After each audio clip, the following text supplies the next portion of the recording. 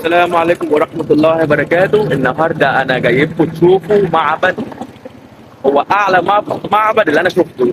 وممكن في أعلى من المعبد دوت، بس أنا اللي شفته أعلى معبد بالنسبة لي، يعني المعبد دوت. تعالوا شوفوا معايا، تعالوا أوريكم يلا.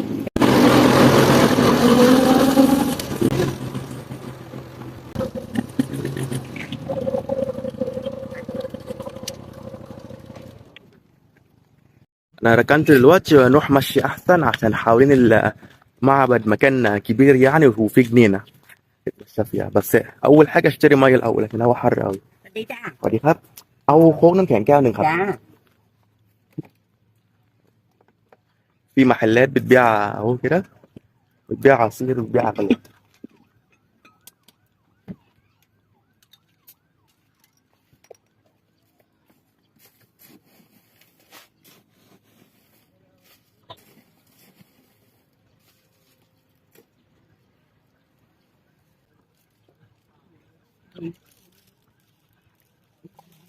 عصير اهو.ครับผม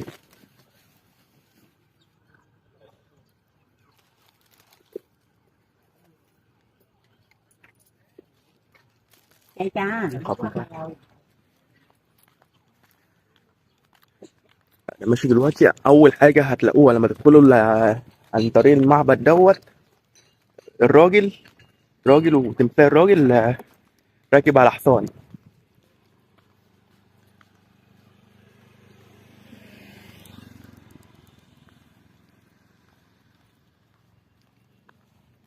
بطلعكم تشوفوه فوق. وهنا في فراخ كمان، تماثيل فراخ.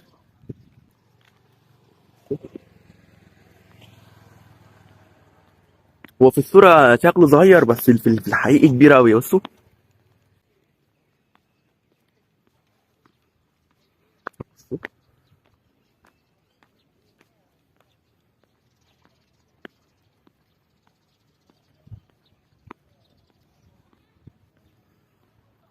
دول الناس بتوع زمان.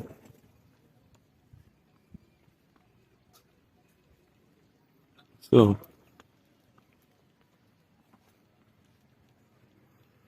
دول الناس بتوع زمان اللي كانوا بيحاربوا من زمان. والراجل اللي فوق اللي هو في الحصان دوت عامله تمثال دوت، اللي هو ده.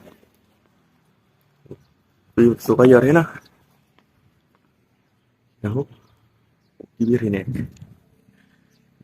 دوت. لو انا مش غلطان يعني، عشان انا نسيت القصه بتاعته دوت، اللي كان ساعة تايلاند من زمان خالص، يعني لما كانوا في الحرب.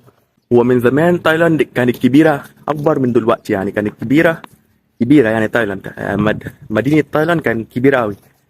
بس كان في حرب بقى من زمان طبعا، بيضربوا بعض عشان ياخدوا الارض بتاعت بعض يعني كده. وفي دوت اللي هو الراجل اللي ورا دوت، كان من الناس اللي هم كانوا بيساعدوا تايلاند، اللي هم يعني يعملوا حرب كده يساعدوا، عشان اسمه ده، تايلاند ما تبقاش بتاعت بلد تانية يعني. هي تايلاند كانت كبيرة واسعة، وفي بلاد تانية اللي خدوها بقى، عملوا حرب وهم اللي كسبوا. بس يعني هم اسمه ده، بيقولوا من زمان الناس بتوع زمان يعني كانوا قاصدين ان هم خلوا البلد التانية تكسب يعني، عشان على الاقل تاخد حته صغيره من تايلاند، عشان يعني ادولهم حته من تايلاند. لو سيبوهم يكسبوا اكتر من كده ممكن ياخدوا تايلاند كلها. فدلوقتي بقت بلد اللي هو بورما.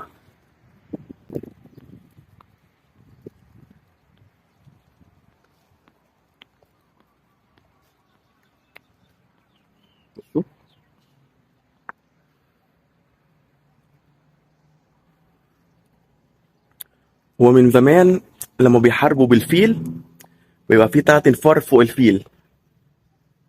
اللي بيركب الفيل اللي هو ورا، في ورا، واللي دوت ودوت، يا اما الملك اللي بيبقى قاعد على البتاعه دي، يا اما الملك، يا اما اسمه ده، الناس اللي هي بتبقى اسمه ده المدير، ولا اسمه، ما اعرفش بالعربي يعني ايه.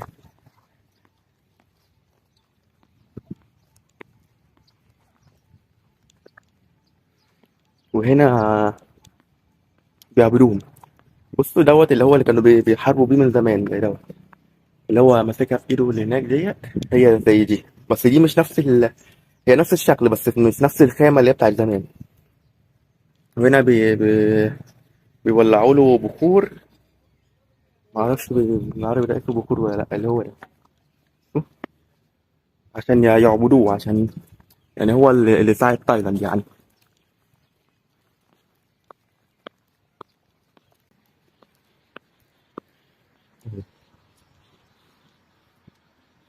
من زمان لما كانوا بيحاربوا في المنطقة دي أيوتيا يعني، كانوا بيحاربوا بالفيل والمراكب.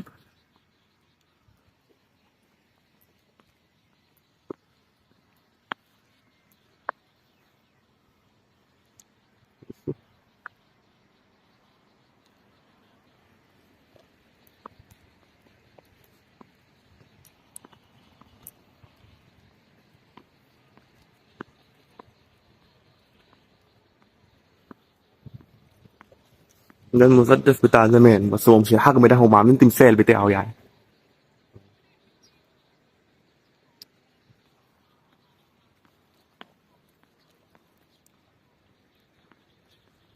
انا هطلع اوريكم فوق، وهناك المعبد اللي انا بقول لكم عليه.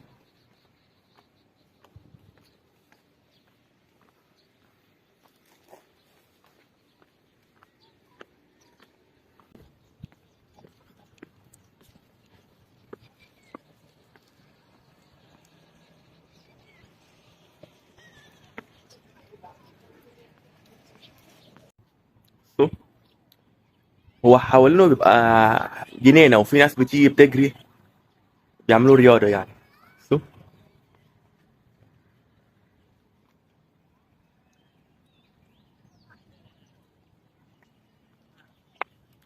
وهناك ورايا هناك اهو، ده المعبد، اعلى معبد بالنسبة لي. هبقى اوريكم تشوفوا دلوقتي، يلا نروح معايا. راح دلوقتي على المعبد اللي هناك.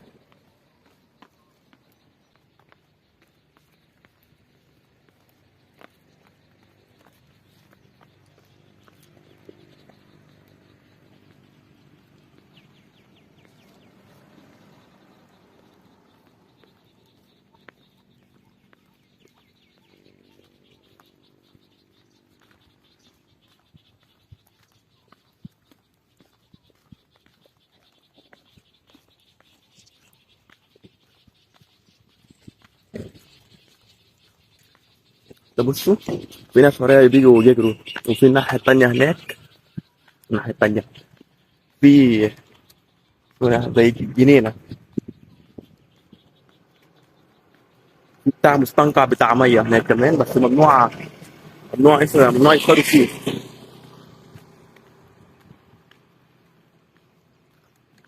ممكن لو هنا مثلا عايز تريح جنينة هنا، تجيب معاك مثلا أكل وتقعد تفرش وتاكل، ممكن هنا.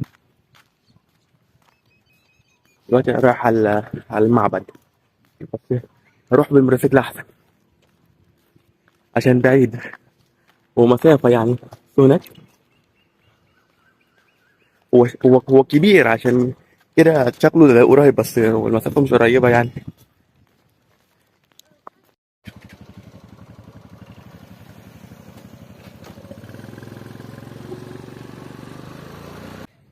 وده مش بحر، دوت حافرينه وحاطين فيه مية،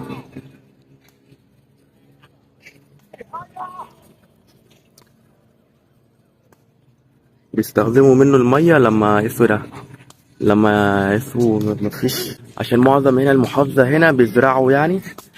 ساعات لما المية مش بتكفي، بيشفطوا مية من هنا يستخدموها في المزرعة بتاعتهم، عشان معظم هنا بيزرعوا رز، فالرز بياخد مية كتير. ساعات طبعا هنا اللي هو حر قوي، ساعات المية بتنشف، فبياخدوا بيشفطوا مية من بره هنا يستخدموها في المزرعة.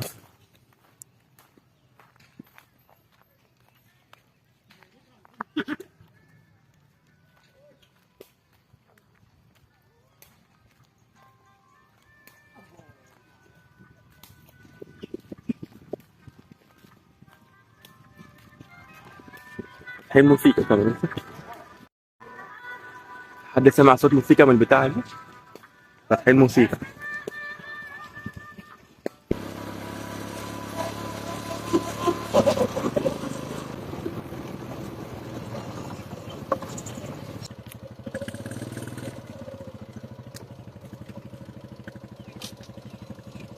اهو دلوقتي وصلت خلاص، لسه راكن المعبد برايا اهو. كل إنها احسن.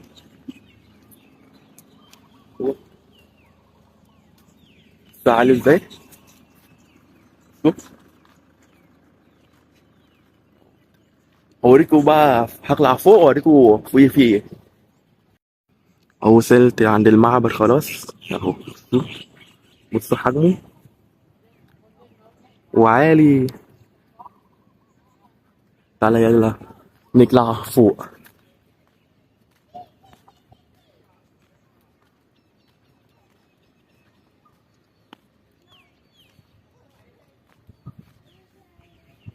يلا سلالم كتير اوي وعالية، السلم خطوة عالية اوي. بصوا السلم خطوة بتاعته عالية اوي، وكذا سلمة.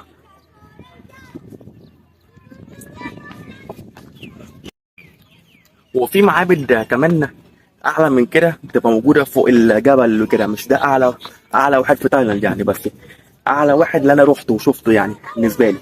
وفي اعلى من كده ما عايز اروح اشوفه برضه. بيقولوا اللي يروحوا ممكن يموت عشان بيمشي خطوة كتيرة قوي فوق الجبل. دلوقتي اهو طالع على فوق، عرفت اوصل خلاص دلوقتي.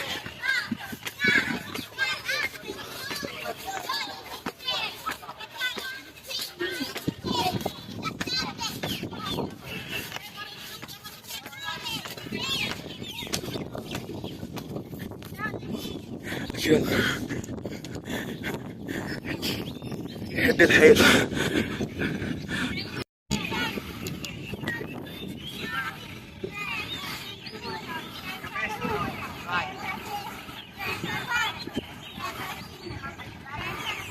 في الاولاد اللي طالعين بعدوا الخطوة، بعدوا كام خطوة بتاعت السلم.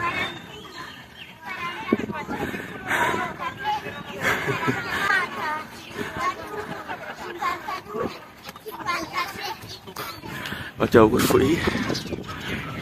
هو ممكن نطلع لحد هنا بس بقى ده.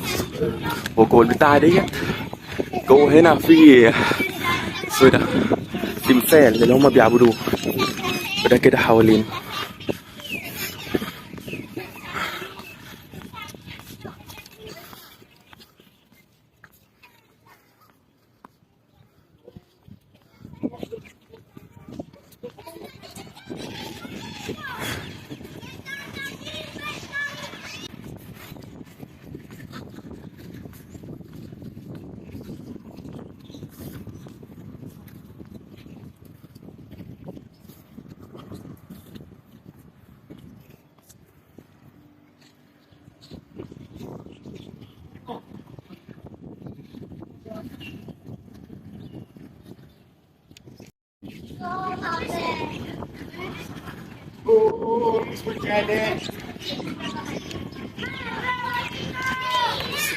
هو اللون بالشكل مش 100% زي بتاع زمان يعني. هنا طبعا مصلحينه عشان في ساعات الحاجات برضه بتاعته بتتكسر عشان الوقت يعني كده. واللي تحت دوت مبنى جديد، ده مش بس الشكل التايلاندي القديم. يعني التايلانديين بيحبوا يبنوا البيت اللي هم بتوع زمان، يعني بيبنوا البيت على الشكل ده بالظبط، يبقى الشكل ده من فوق.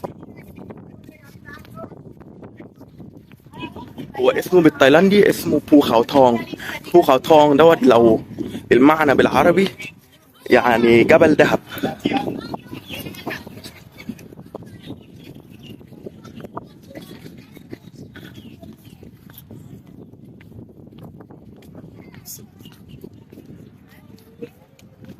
هنا المدخل انا كنت داخل منه.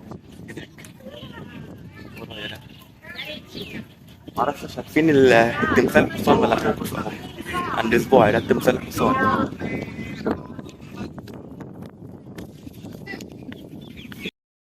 دوت من تحت.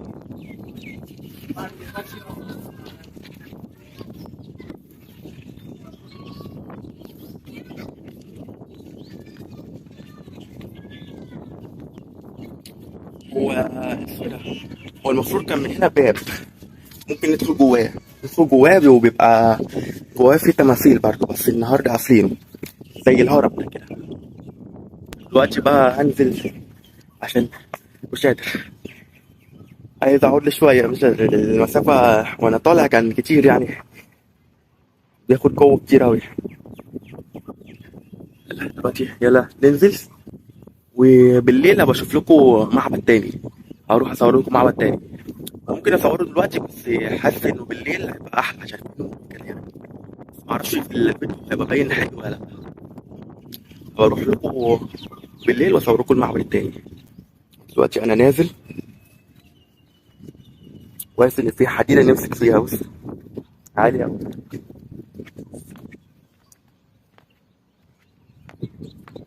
حوالينا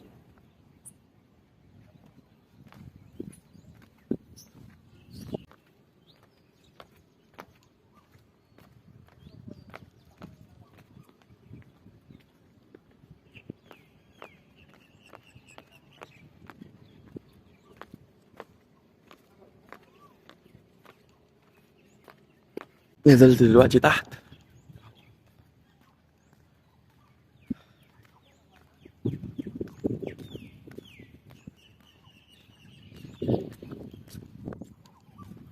ودوت الهرمات اللي انا بقول لكم عليها، زي الهرم اهو ورايا. يبقى حوالينه زي كده، يبقوا حوالينه زي هرم كده. شوف في سنجاب هناك. في حد شاف السنجاب زيي؟ شفت سنجاب من شويه لونه ابيض، معرفش طلع على على الشجره ولا لا. في بتاعت نحله كمان بصوا، وقع من الشجره. يلا مع السلامه. انا رايح ارجع البيت دلوقتي، خلاص خلصت الفيديو هنا. وبالليل هبقى اروح اصور لكم معبد تاني زي ما انا قلت. حاسس انه شكله بالليل بيبقى احلى في النور، وفاتحين النور وكده، وفي محلات كافيه. يلا مع السلامة. اللي عايز يشوف فيديو تاني في تايلاند يبقى يكتب لي كومنت تحت الفيديو دوت ان عايزين تشوفوا ايه في تايلاند تاني. يلا مع السلامة. ما تنسوش تدوسوا لايك وتدوسوا سبسكرايب. مع السلامة.